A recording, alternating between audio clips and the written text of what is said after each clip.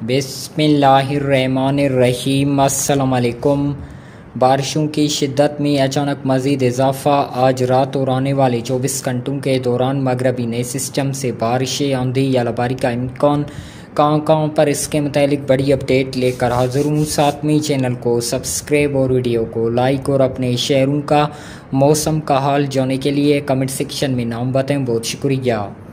नाजरीन, मौसम की ताज़ा तरीन सूरत-हाल पर एक नज़र डालते हैं तो मगरबी हवाओं का सिलसिला इस वक्त भी मुल्क पर मौजूद है, जिसके बाद इस वक्त पेशावर, तंगी, तुरखम, पर चिनार, जोब, कोलो, रुकनी, किला सिफिल्ला, खुस्तार, मकरान, चागी, राजनपुर, रईमार खान, रोही में कहीं हल्के तो कहीं पर गहरे बादलों का राज है। आने वाले चंद घंटों के दौरान बारिश की फैलाव में शिद्दत आएगी और मुख्तलिफ शहरों में बारिश का इम्कान है।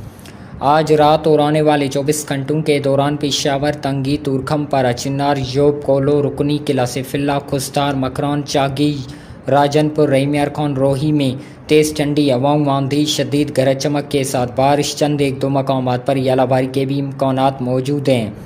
नोट फरमा ले, शदीद गर्मी की लहर इस वक्त भी मुल्क पर मौजूद है, जिसके बाद दर्ज हरारत 50 डिग्री सेंटीग्रेड से तजावीज़ कर सकते हैं।